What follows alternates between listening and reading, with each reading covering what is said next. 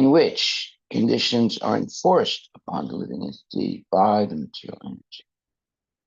Although the spirit soul does not do anything and is transcendental to such activities, he is thus affected by conditional life. Purport by His Divine Grace, A.C. Bhaktivedanta Swami Prabhupada. Prabhupada writes, the Mayavadi philosopher, who does not differentiate between the Supreme Spirit and the individual spirit, says that the conditional existence of the living entity is his lila, or pastime. But the word pastime implies employment in the activities of the Lord. The Mayavadis misuse the word and say that even if the living entity has become a stool-eating hog, he is also enjoying his pastime. This is a most dangerous interpretation. Actually, the Supreme Lord is the leader and maintainer of all living entities. His pastimes are transcendental to any material activity. Such pastimes of the Lord cannot be dragged to the level of the conditional activities of the living entities. In conditional life, the living entity actually remains as if a captive in the hands of material energy. Whatever the material energy dictates, the conditioned soul does. He has no responsibility. He is simply the witness of the action, but he is forced to act in that way due to his offense in his eternal relationship with Krishna. Lord Krishna therefore says in Bhagavad Gita that Maya, his material energy, is so forceful that it is insurmountable.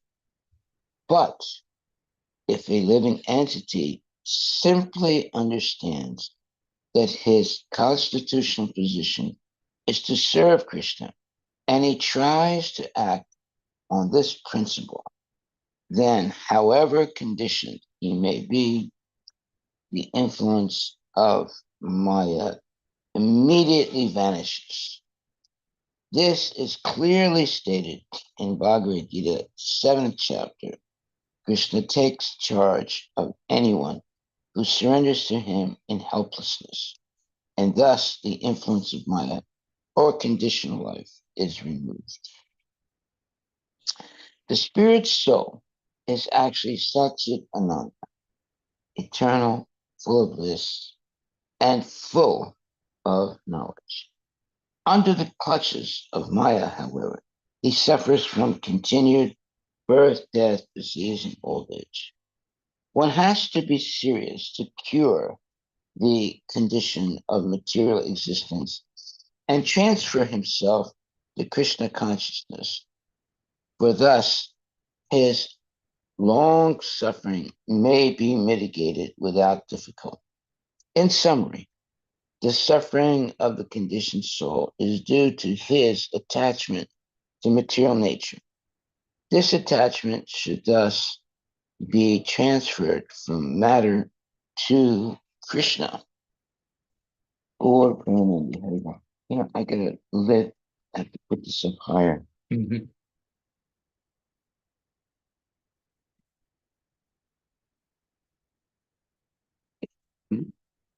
Yeah, that's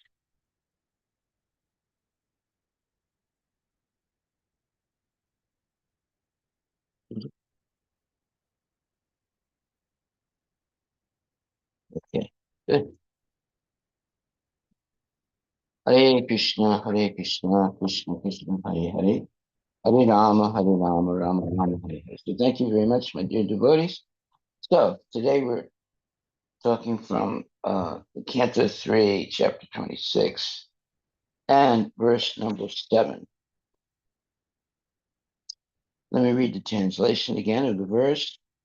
Material consciousness is the cause of one's conditional life, in which conditions are enforced upon the living entity by the material energy. Although the spirit soul does not do anything and is transcendental to such activities, he is less affected by conditional life. Okay, so this verse is explaining how the living entity, the jiva, becomes conditioned and is forced to do things. Now, most people would disagree with that. They'll say, no, I'm independent. Nobody tells me what to do. I'm not forced to do anything. But actually, that's a false statement. We're forced to do so many things. Eating and sleeping is already two things that we're forced to do. You eat, you sleep, you mate, you defend. All these things are more or less forced upon us. So, and this is all due to the fact that we maintain a material consciousness. And that is as it says in this verse, that's the cause of conditional life. So, if material consciousness is the cause of one's conditional life, in which conditions are enforced upon the living entity by the material energy, then what is the solution to this? Otherwise, we'll go through our whole life being forced to do things that are beyond our ability to control. Uh, well, it's to purify this material consciousness. If we maintain let's say, the material consciousness, then we're going to continue to be forced to do things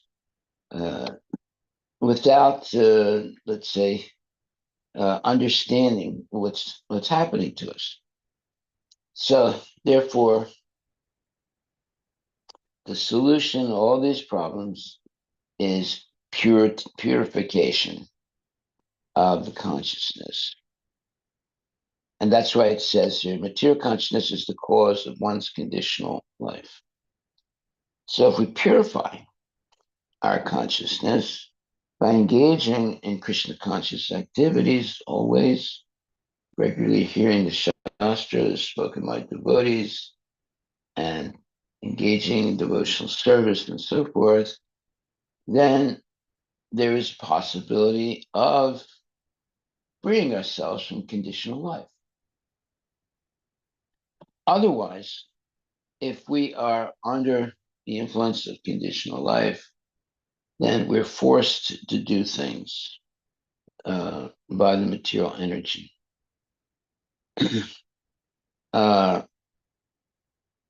Actually, the living entity is transcendental to the material energy, but due to ignorance, it becomes what you would call a victim of the material energy. That's why it says, although the spirit soul does not do anything and is transcendental to such activities, he is thus affected by conditional life. Well, that's what happens when we deviate from Krishna consciousness. We become affected by conditional life, although our real position is to be transcendental to the material energy. So in the purport, it says, the Mayavadi philosopher who does not differentiate between supreme spirit and the individual spirit says that the conditional existence of living entity is his lila, or pastime. But the word pastime implies employment in the activities of the Lord. The Mayavadis misuse the word and say that even if the living entity has become a stool-eating hog, he is also enjoying his pastimes. This is a most dangerous interpretation. Actually, the Supreme Lord is the leader and maintainer of all living entities. His pastimes are transcendental to any material activity. Such pastimes of the Lord cannot be dragged to the level of the conditional activities of the living entity. In conditional life, the living entity actually remains as if a captive in the hands of material energy. Whatever the material energy dictates, the conditioned soul does. He has no responsibility. He is simply the witness of the action, but he is forced to act in that way due to his offense and his eternal relationship with Krishna. Okay, these are serious statements here. Uh, Basically, most people are under the control of Maya throughout their whole life. And they don't really get an epiphany, an awakening, due to bad association. That's why it's very important to hear Bhagavad Gita and Srimad Bhagavatam spoken by genuine devotees every day. And because our real, let's say, disease is forgetfulness. So by remembering and discussing every day knowledge of Krishna and how to engage in devotional service and how to understand correctly the Shastras. This is what is going to be our, let's say, uh, ticket to go back to Godhead.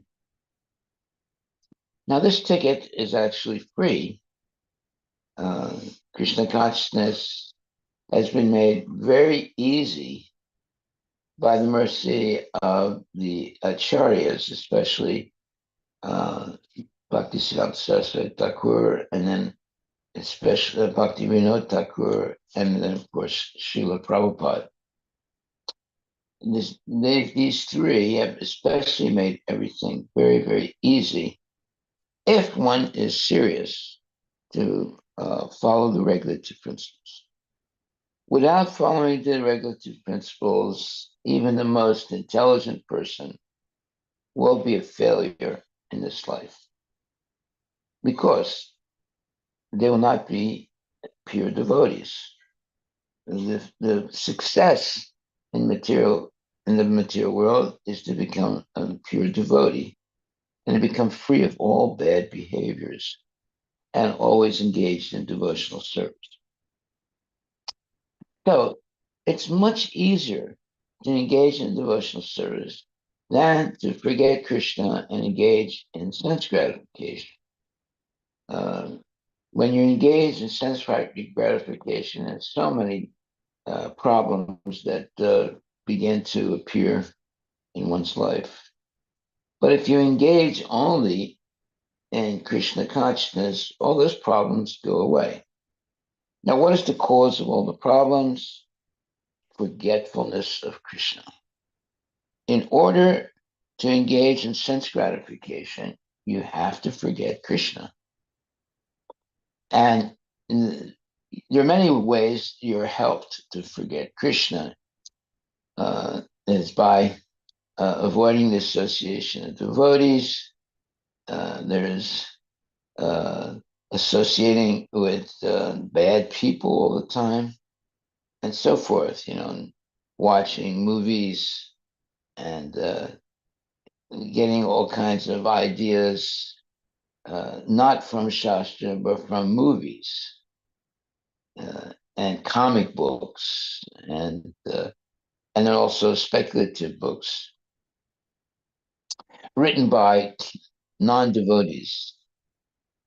You go to the library, you'll find hundreds, thousands of these books written by non-devotees. And they're all what is the meaning of a book? Well, the meaning of the book is to uh, limit you in certain ways. So, for example, let's say you read a book about the Republican Party. Well, it's going to limit you from becoming a Democrat and encourage you to become a Republican. And if you read a book written by a Democrat, it's going to limit you from becoming a Republican and to convince you to become a Democrat. So here we see every book in the history of the world is going to limit you in one way or another. So when you read the Bible, you'll end up there's no way you can avoid reading the uh, 10, Commandments. 10 commandments. Well, they're going to limit you. Each one of those commandments is going to limit you, right? Now that it's not bad. It's going to limit you to become a good person, but it is limiting. It puts on boundaries. So any book, if you just look at a book, whatever book there is, it's going to limit you in one way or another. And limiting towards Krishna consciousness is good, but limiting or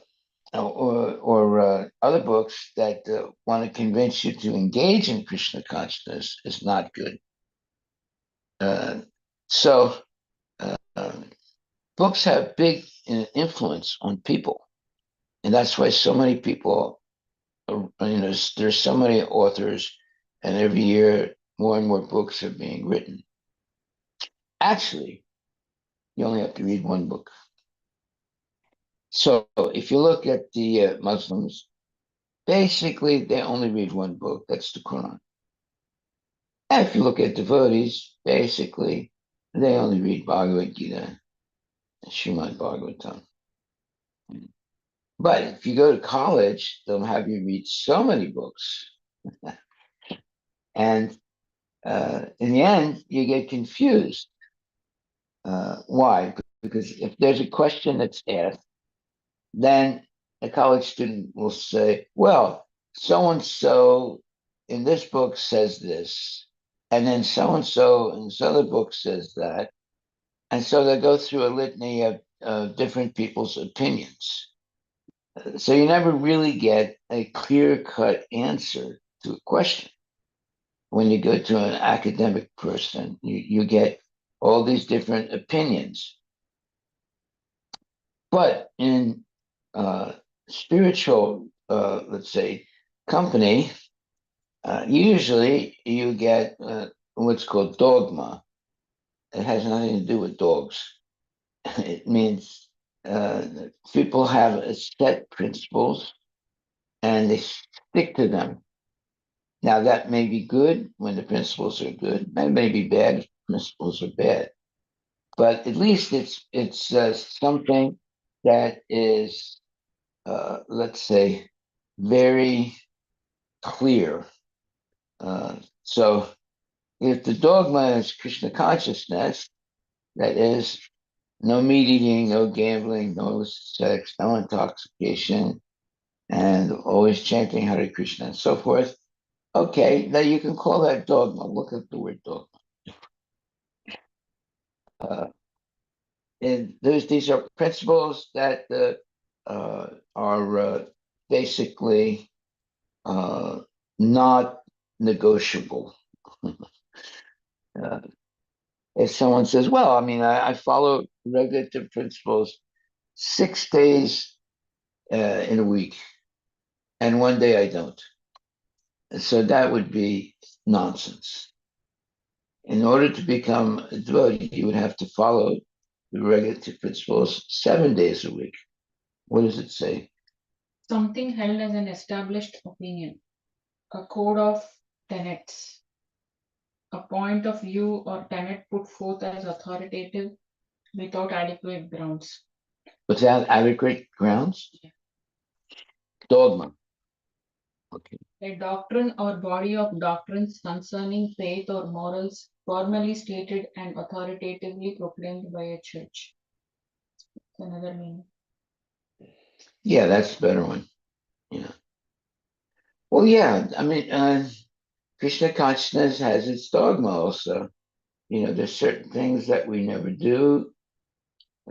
We're prohibited from doing them. There are other things that we should do, and we're obliged to do them. So you could call it dogma also. However, uh, there is uh, certain things that are absolutely correct. So the fact that one should give up meat eating, gambling, illicit sex, intoxication, it's correct. You can call it dogma, okay, but it is the proper way for a human being to live. And then to take up chanting Hare Krishna, eating only prasadam, uh, So regularly hearing the typically, shastras. Huh? yeah, typically dogma means you give a set of, let's say, constraints or rules, Yeah. but expected to accept without questioning. But in Krishna consciousness, we explain why the do's and don'ts exist. Okay. Because let's say in Christianity, they say this, or Islam also. It's just because, okay, Muhammad did this one, so you just do it. But there is no rational or principle around like why. Well, their Muhammad is their guru, Yeah. and they're simply following what the guru did. In fact, if you look at the Muslims, they try to do things that Muhammad did, like when they shake hands, or when they uh, eat, or whatever. They're simply trying to do things that mimic what Muhammad did, Mhm.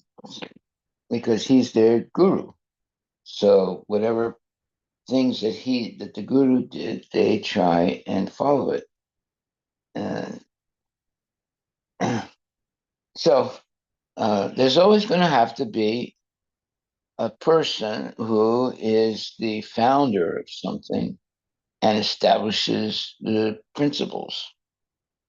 It's just like Krishna consciousness. Uh, you have persons like Bhaktivinoda Thakur, and then Gorkishore Babaji, and then uh, Bhaktisiddhanta Saraswati Thakur, and now Prabhupada. They established the principles of Krishna consciousness, and the means of following those principles, and uh, and then it's just up to people to follow in order to be righteously situated without any speculation. So, if we don't have people like that, I mean, that means like Bhaktivinoda Thakur, Prabhupada, and so forth, then how would we know what is right and wrong? We would just we would just speculate. And therefore, people who reject organized religions, and they uh, just determine in their own way what they think is right or wrong, which is becoming a very, let's say, popular thing now, not to be part of any organized religion, uh, to be spiritual. So people say, well, I'm spiritual, but I don't believe in organized religion. A lot of people say that. So that means their authority is their own speculation. and they're not going to listen to principles that have been practiced like in Christianity, their principles have been practiced, let's say, for 2,000 years. You look at Krishna consciousness, the principles that we're following have been practiced for hundreds and millions of years. Right? So, uh, as we say, take the best and leave the rest. Uh, there are still many mistakes in Christianity, but there is a very good, let's say, measure of the truth if one becomes a strict Christian. Uh, However, in Krishna consciousness, there's much more information of how to become a good devotee. And then there's a lot of information in Christianity also, but there's a lot of mistakes. How do we know that? They're still eating meat. They're still having illicit sex, and so forth. They're not everyone, but a lot of people in Christianity, and they're not exactly following even their own principles. Uh, so that could happen in any religion, obviously, but at least in Krishna consciousness, there's so much information given by the acharyas, and so many good examples in the lives of the acharyas that it's hard to avoid it. And there's so many good devotees actually practicing Krishna consciousness that one has great enthusiasm, or at least good models to model devotees to follow. Are there examples like that in Christianity or in Judaism? Yes, there are also. But the full knowledge of, uh, let's say, Krishna consciousness is more complete than in these other religions. So, therefore, uh, is there a difference between Judaism, Christianity, Islam, and Krishna consciousness? Yes, there is. We have our parampara, and we have uh, uh, let's say, disciplic succession that is not broken. So therefore, uh, there's more information given to us through the parampara. Then now there is also information in the Christian tradition and the Islamic tradition and so forth, but there are things that they haven't understood properly. But in Krishna consciousness, it's much more, let's say, complete knowledge. And if you follow it, then you will be easily successful in this life and be able to go back to Godhead. So, what is the goal of Christianity, of Judaism, of Islam, of this religion or that religion? It's to help their people become liberated from the cycle of birth and death, go back to the spiritual world. Now, if we understand that that's the real goal, then Krishna consciousness is, very, let's say, high position to do that, because we teach our devotees how to use the material energy in service of Krishna. Whereas there are other religions that teach how to not use the material energy, how to avoid it, right? So that's an artificial position. You can't avoid, but you can dovetail everything in the service of Krishna. So that is an art. And Krishna consciousness is all about dovetailing everything into Krishna consciousness. Whereas in other religions, they have what you call anathema. Look that word up, anathema. things that are forbidden to be done. Okay, well, even in Krishna consciousness, we have things that should be forbidden to be not be done. But in Krishna consciousness, we learn how to dovetail things, even bad things, into Krishna consciousness. That doesn't mean we introduce bad principles into Krishna consciousness, but we take things that are considered bad and we purify them by the principles of Krishna consciousness. So even a sinful person, even the most sinful person, can become the best person if they're willing to follow the principles of Krishna consciousness. Therefore, we do not discriminate between this person or that person. Any person can come to the temple, and even if they're, a criminal, they can become purified and become a genuine devotee. Now, that doesn't mean that the same thing never happens in Islam or Christianity or Judaism, but the let's say the intense application of the principles of Krishna consciousness will give one very quick advancement and avoid a lot of unnecessary, let's say, tangential activities that can slow down the whole process of purification. The whole idea of spiritual life is purification. Become purified from the material concept of life, and you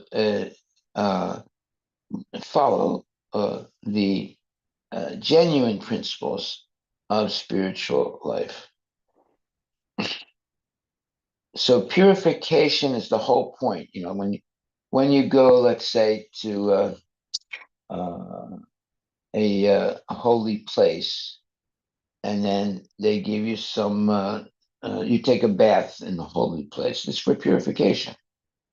So you'll see many people go bathe in the Ganges for purification. Okay, there is some purification that happens.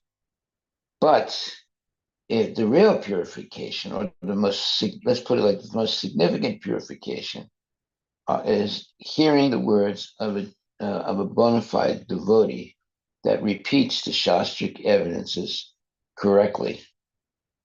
That will give you the real purification, or the most significant purification. And that's exactly what Prabhupada did. And he has codified it in his books to explain what it means to be Krishna conscious. That's why we're reading Prabhupada's purports every day. He's explaining so many things. So there's no doubt how to follow Krishna consciousness correctly and make genuine spiritual advancement. Just like in this purport today, it says,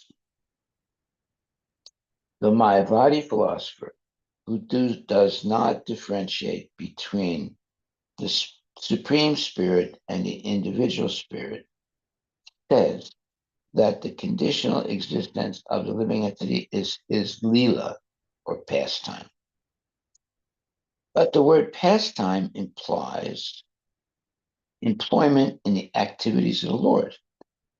The Mayavadis misuse the word and say that even if the living entity has become a stool-eating hog, he is also enjoying his pastimes.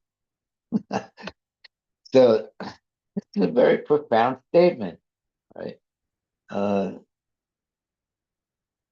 Do you hear this anywhere else? I mean, I don't think so. So that's why we're reading Bhagavad Gita or Srimad Bhagavatam as it is, with Srila Prabhupada's purports, because he cuts the chafe. Okay, look that word up, chafe. It cuts everything that's unnecessary and just gives you the real essence of the truth.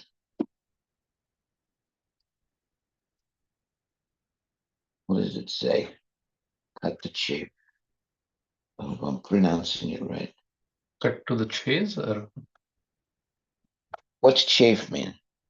what's the spelling, Maharaj? CH? BH something, AFB or something. Oh,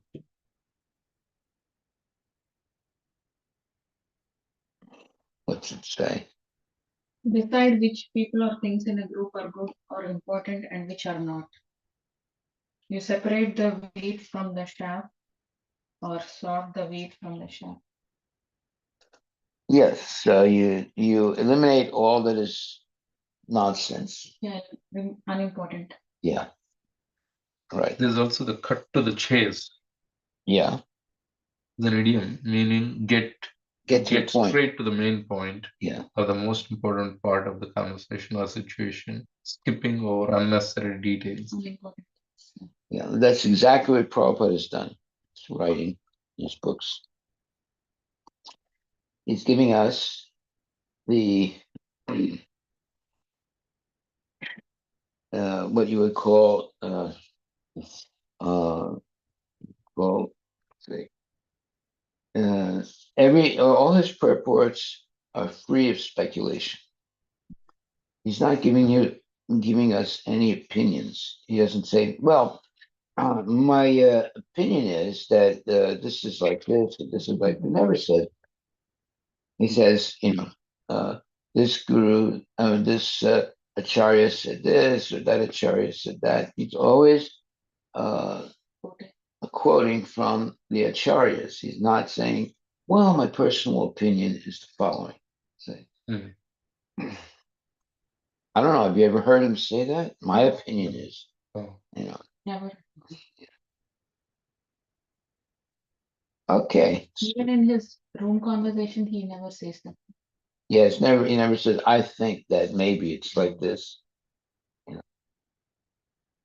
And let's say discussions, not class, but discussions. He might sometimes say that, well, one authority is saying this and another authority is saying that. But generally, in classes, he just says, Bhaktisiddhanta Saraswati Thakur said this, or Gorkishore Babaji said that. He's just repeating word for word what the acharyas have said. He doesn't give a personal opinion. And his purports never leave us Hanging. or leave us to discussion, okay, to interpret in our own ways. Yes. So they're straightforward and truth. Yes. The truth. Yeah. But he also explains what is not the truth. For example, here it says, the Mayavadis misuse the word and say that even if the living entity has become a stool-eating hog, he is also enjoying his pastimes. This is a most dangerous interpretation. Actually, the Supreme Lord is the leader and maintainer of all living entities.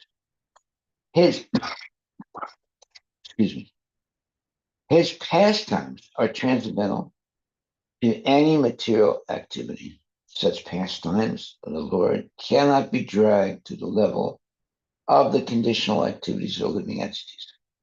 In conditional life, the living entity actually remains as if a captive in the hands of material energy. Whatever the material energy dictates, the conditioned soul does. He has no responsibility. He is simply the witness of the action, but he is forced to act in that way due to his offense in his eternal relationship with Krishna. Lord Krishna therefore says in Bhagavad Gita that Maya, his material energy, is so forceful that it is insurmountable. But if a living entity simply understands that his constitutional position is to serve Krishna and he tries to act on this principle, then however conditioned he may be, the influence of Maya immediately vanishes. This is clearly stated in Bhagavad Gita's 7th chapter. Krishna takes the charge of anyone who surrenders to him in helplessness, and thus the influence of Maya or conditional life is removed. Kontiya Pratijaniti Name Bhakta Pranasya. Yeah. Declare it boldly, my dear devotee, that my devotee will never perish. So he's guaranteeing protection of the devotee if one surrenders to the Lord. Now, we have to make a choice in our life who we surrender to. But we're gonna surrender to someone. So some people say, no, no, no, no, I don't believe in that. I don't surrender to anyone. So that means now they surrender to their own speculative mind, right? Because they're still surrendering, but they don't realize it, but they're surrendering to their own whimsical thoughts. However, if we surrender to bona fide acharyas, now we have a way to validate if we are acting correctly or incorrectly. Okay? Uh, but if you surrender to the whims of your mind, you can never figure out whether it's correct or incorrect. Uh, just like the Nazis, they were able to convince good people to become evil and engage in horrible activities. Right? Not only the Nazis, I mean, even today, you have the Al Qaeda and groups like that can take good people and convince them of very nasty things to do, and but they convince them that these are the right things to do. Like, for example, strapping bombs on your body and going into a place where there are a lot of people, and then detonating the bomb and killing not only yourself but other people. They're able to convince young men or women to do that. That means that they're really powerful preachers to convince someone to do something like that, right? But they're preaching the wrong, thing. We don't teach anyone how to, you know, put a bomb, hidden on your belly and go into a public place and blow yourself up and kill other people. We don't do that. We teach people how to get cartels and go outside and in places where there are a lot of people and chant Hare Krishna, play the cartels, right? But there are other people that teach young people to strap bombs on their body and go into a place where there are a lot of people and detonate the bomb and kill people and of course, kill themselves. You have to be a real strong, let's say, I wouldn't say preacher, but a real strong, uh, mm, let's say, talker to convince a young man or woman to strap bombs on their body and blow themselves up, thinking that what they're doing is right and promising them that once you get blown up, you're going to go to some kind of heaven. But actually, you're going to go to hell by acting like that. But they convince you to no, no, no. If you do this, you might be suffering now because you're born in a poor family or whatever. But as soon as you blow yourself up, no, right away you get 17 burnt virgins and you get this and you get that. Right? That's called pie in the sky. You ever hear that term, pie in the sky? You know what pie is, right? It's sweet. But have you ever seen pie in the sky? Now, you know what it means, pie in the sky. You know what each word means, right? But if you look for it, you're not going to find it, right? Because it's an illusory concept that there's pie in the sky. So there's a lot of things like that. You know exactly word for word what it means. And people are saying, well, you're going to find the pie in the sky. But when you actually look for the pie in the sky, there's no pie in the sky. this is what's taking place today. People are, whether they're politicians or whether they're, you know, mean people or whatever, they're convincing people to believe things that are false, and it it can ruin their lives. But they've been convinced by hearing the wrong people. Just like every day we're hearing from Srimad Bhagavatam, Bhagavad Gita, and reading the purports of Srila Prabhupada, and not giving our own opinion. We're simply repeating what Prabhupada has said. So now you have a way of validating whether what's being said is correct or incorrect.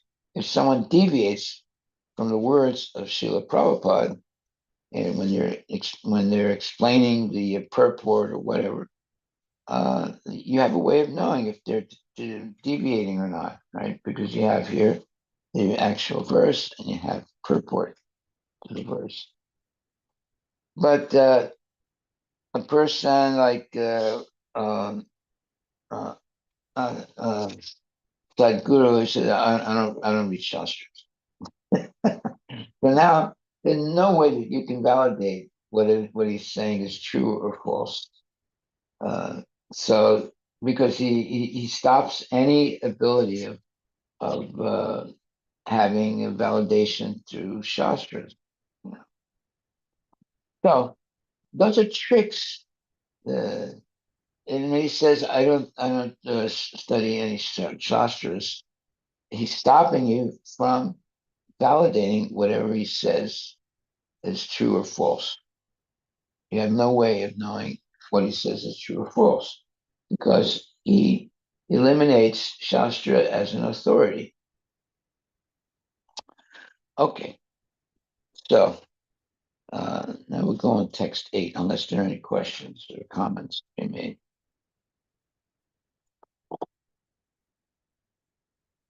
I know that there was one article on his website once we looked up about how the calculation of yugas. This is Sadhguru. Yeah. According to Prabhupada and our Shastra, let's say Kali Yuga is like 432,000 years. According to Sadhguru's calculation, it's 4,320 years. That's a big difference. Huge difference. So according to this, we are still in Kali Yuga, but according to him, we have come back to Satya Yuga. Already? Yeah, because 400, it's already 5,000 years passed. Yeah. Means like 432,000, or whatever, 34,320 years is already passed. But that doesn't feel like it. Satya. So he considers us being in Satya Yuga now? Right now. Yeah. Wow. There's a reference, I can dig that out. All right. That's why he's so rich. Able to convince people of things that are not true. That's how you become rich. You convince many, many people of things that are not true. And you exploit them like that. Okay. So any questions about this purport? There's a lot of information in this purport. Okay, let's just go over some of the points before we go to the next verse. So Prabhupada's talking about the Mayavadi philosopher, who does not differentiate between the Supreme Spirit and the individual spirit, says that the conditional existence of the living entity is his lila, or pastime. But the word pastime implies employment in the activities of the Lord.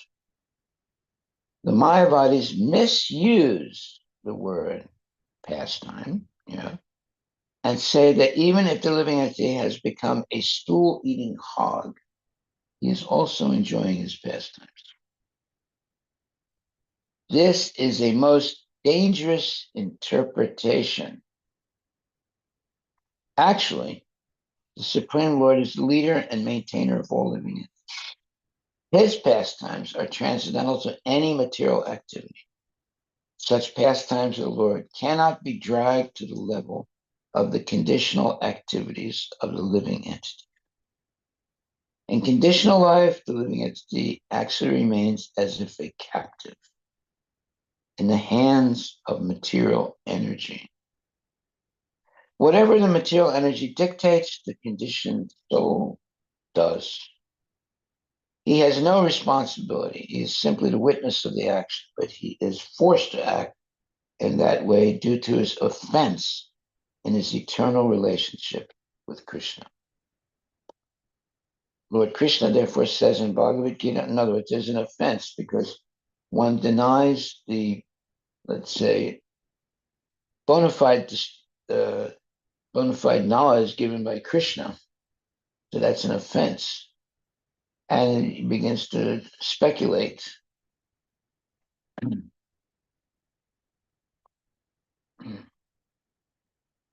So that's called the offense in his eternal relationship with Krishna. Lord Krishna therefore says in Bhagavad Gita that Maya, his material energy, is so forceful that it is insurmountable. But if a living entity simply understands that his constitutional position is to serve Krishna, and he tries to act on this principle, then however conditioned he may be, the influence of Maya immediately vanishes. Wow, he uses the word immediately. This is clearly stated in Bhagavad Gita, 7th chapter.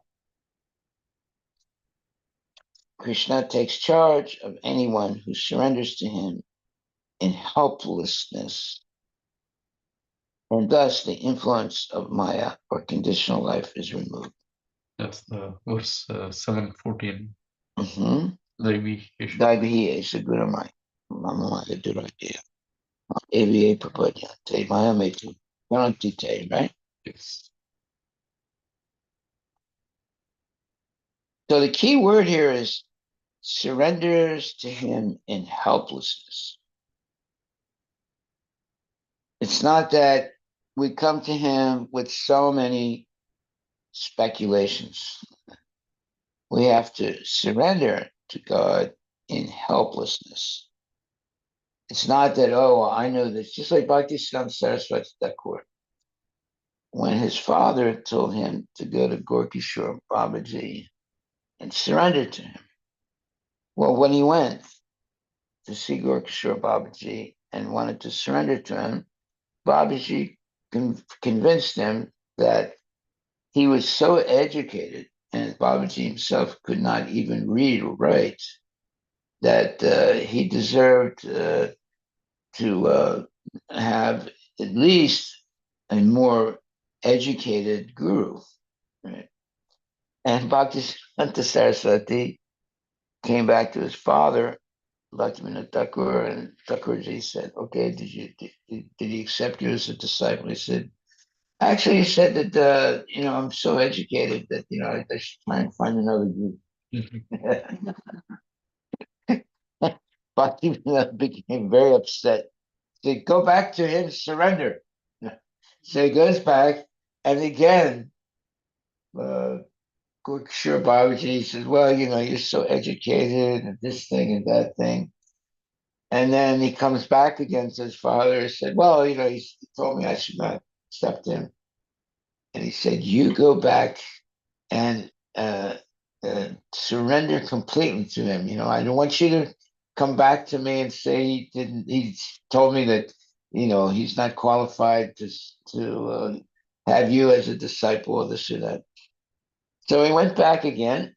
And this time, Gorkishore Babaji tried to convince him not to take initiation from him. But Bhaktisiddhanta Saraswati Thakur very seriously said, if you don't accept me, I will commit suicide. Mm-hmm. And then Gorkishore Babaji, very carefully looked at him, penetrated into his mind, to see that if he was really sincere about doing that. And he realized that he was, so then he accepted him as his guru. But not right away. I think he had to come back 2 or 3 times. But when Gorkishore Babaji saw he was so serious, then he accepted him. Okay. Are there any questions? Okay, a lot of takeaways in this purport. So Prabhupada begins by explaining the difference between the Mayavadi philosopher, who doesn't differentiate between the spirit soul, supreme spirit, and the individual spirit, meaning Krishna and the devotee, and he says that the conditional existence of a living entity is his lila or pastime. That's complete nonsense. And then Prabhupada writes that he says that the word pastime implies employment in the activities of the Lord. And however, that Mayavadis misuse the word and say that even if the living entity has become a stool-eating hog, he is also enjoying his pastimes. This is a most dangerous interpretation. Without Prabhupada's purport, I mean, I know people that don't read the purport; they just read, the verses, right? But if you don't read the purport, you'll never really understand what the verse is really saying. So this is the most dangerous interpretation. So the pastimes of the Lord cannot be dragged to the level of the conditional activities of living entities. In conditional life, the living entity actually remains as if a captive in the hands of material energy. Whatever the material energy dictates, the conditioned soul does. He has no responsibility. He's simply the witness of the action, but he is forced to act that way due to his offense in his eternal relationship with Krishna. That is a very, very, very significant statement. And now you can understand why there are dangerous people in this world. They're acting completely under the clutches of Maya. And they're, trying to convince people to do the wrong thing. And therefore, excluding them from understanding what the actual truth is.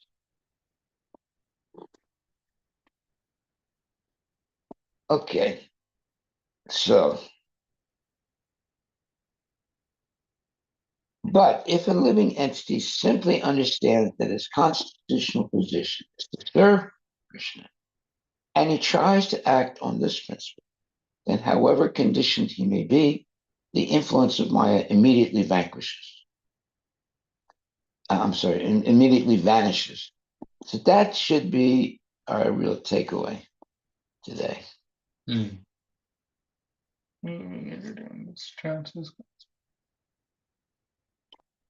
This is clearly stated in Bhagavad Gita 7th chapter. Krishna takes charge of anyone who surrenders to him in helplessness. And thus the influence of Maya or conditional life is removed. Okay, so yeah, we should approach Krishna in a state of helplessness. My dear Lord, I really don't know what to do. That's what Arjuna does when he approaches Krishna. He says, I really don't know what to do. Please, you tell me. He doesn't come and say, well, I think I should do this. What do you think? No, he comes in, I don't know what to do. I'm confused. Now I'm a soul surrendered unto you. Please, you instruct me. So we should approach Krishna in a state of helplessness and surrender completely to the Lord and beg the Lord, please, you instruct me. I'm willing to listen and follow everything you say. Then one becomes a real disciple. Okay. Are there any questions, comments? Okay, so our takeaway is Krishna takes charge of anyone who surrendered to him in helplessness. And thus the influence of Maya, conditional life, is removed. You want to get rid of Maya, you approach Krishna in a state of helplessness and plead to him, please, I don't know what to do. You instruct me. This is exactly what Sharanagati. Sharanagati. This is what um, the devotee does. He comes in a state of helplessness and begs the Lord, please, you take charge of me. Now I'm soul surrendered unto you. I'm in a state of helplessness. Please instruct me, and I will follow whatever you say. As in the purport, in conditioned life, the living entity actually remains as if a captive in the hands of material energy. Whatever the material energy dictates, the conditioned soul does. But nobody even realizes that.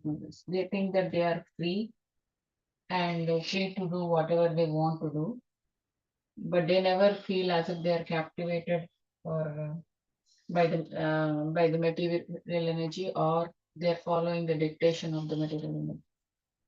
It's very unfortunate.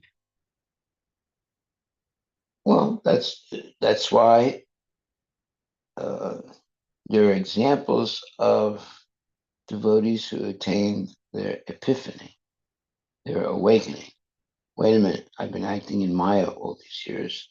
Now I have to surrender to a bona fide spiritual master, and who's in a bona fide sampradaya, and I should uh, carefully listen and follow the instructions of such devotees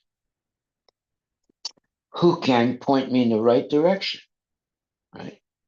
So that's why Prabhupada spent so much time writing Srimad Bhagavatam, Bhagavad Gita, and so forth, so that there's no uh, possibility of misinterpretation of what he's teaching. But here he says, the Mayavadis misuse the word, meaning pastime, and say that even if the living entity has become a stool-eating hog, he is also enjoying his pastimes. This is a most dangerous interpretation. Okay, well, there are many most dangerous interpretations nowadays, flying all through the waves of the radio and television and movies and so forth.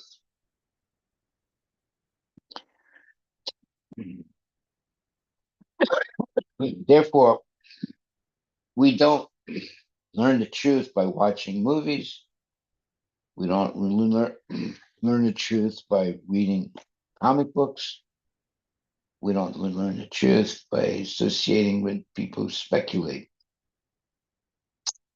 We can only learn the truth in the association of genuine devotees who are explaining the Shastras word for word without adding or subtracting anything.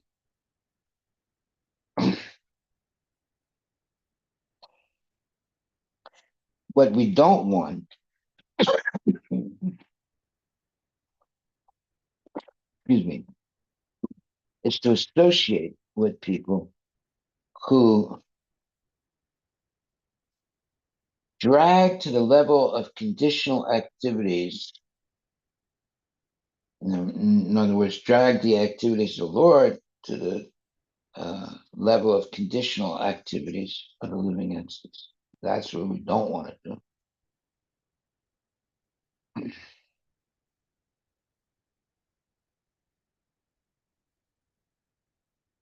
So this verse is very important. Is that material consciousness is the cause of one's conditional life. How do you develop material consciousness? You read books that are all speculative.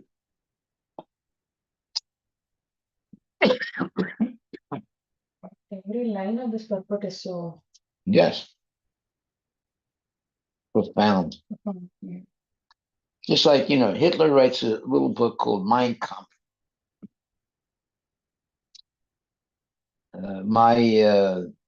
What is it? My Doubt. And it creates a whole movement of, and it leads to a war where, 40, 50 million people die.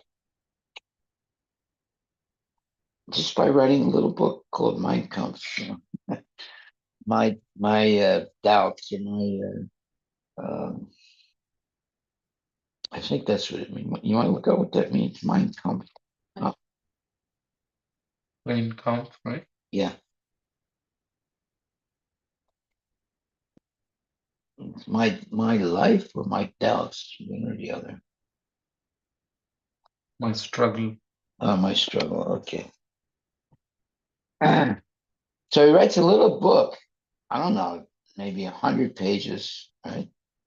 And he starts a whole movement that leads to the death of 50 million people. Unbelievable how powerful one little book can be to mislead people. Pen is mightier than sword. Huh? Pen is mightier than sword. My dear, what? Mightier than sword. Pen, writing basically, it's to indicate that It's a sword. sword as in like, Yeah. A weapon of death. That's how powerful words are. He writes a little book. It's just, it's not really a big book. And he convinces millions of people. And it causes the death of 50 million people. Very dangerous. That's why here it says, this is the most dangerous interpretation. The Mayavadis misuse the word pastime and say that even if the living entity has become a stool-eating hog, he is also enjoying his pastimes. This is the most dangerous interpretation. He's right. so apparently this book, Mein Kampf. Kampf, is distribution is restricted to prevent spread of extremist ideas. Today. Yeah. It's used in certain libraries and so on, where only historians and scholars study to understand the roots of Nazi ideology. So general public don't have access to it. That's what it says. But if I go to a library, I say, I want to read Mein Kampf, they won't give me the book. I don't know if it is available in all libraries. That's what it's saying. Maybe in US it is allowed, but in many other parts of many. Why don't you look up now and if you can purchase the book? We might come under the radar of if you can purchase the book on the Amazon. Yeah, Amazon. Let's see.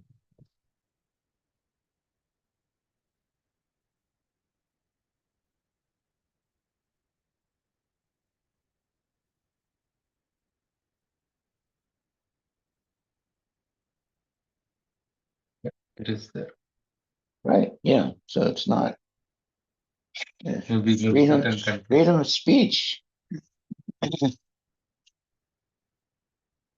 want to read it, you can. Written in English, Maharaj? Huh? It's an English book.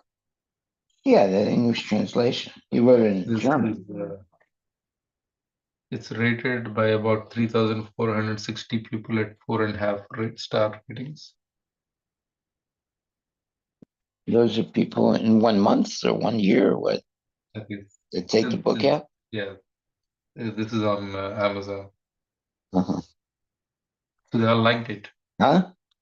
About 4,000 people, close to 3,500 people have rated it almost 5 stars.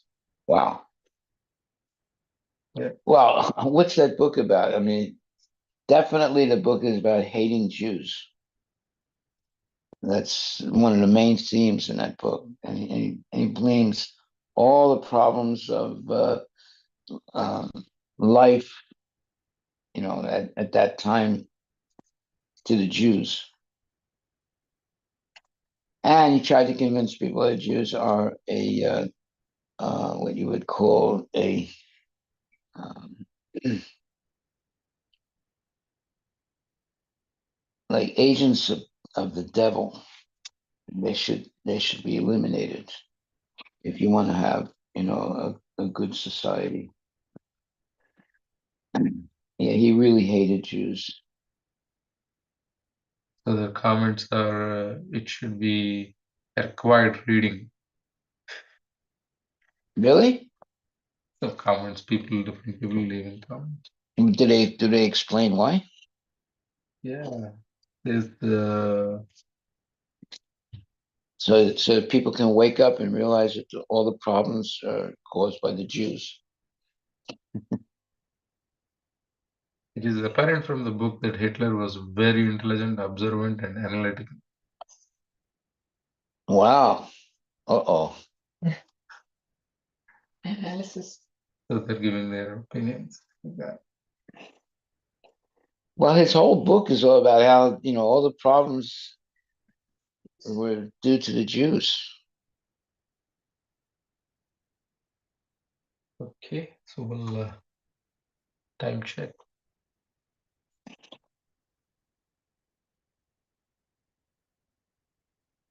Well, when you read Prabhupada's books, he doesn't say all the problems of the world are due to the Jews. He says all the problems of the world are due to misinterpretation and not following Shastric evidence. Speculation, right? Everything that you know, all the information in my account is basically speculation.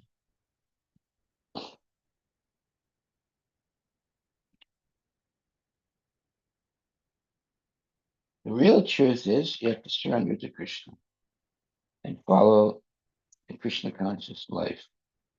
Then you're not influenced by the Jews or this ethnicity or that ethnicity. You're completely focused on Krishna consciousness. That's why Prabhupada said called the movement Krishna consciousness. He didn't say God consciousness, but Krishna consciousness. You could focus your mind on Krishna and his pastime, not on, you know, Hitler or this one or that one. Okay, so we wrap the session. All right. So our takeaway is Krishna takes charge of anyone who surrenders to him in helplessness. And thus the influence of Maya or conditional life is removed. Beautiful statement by Prabhupada.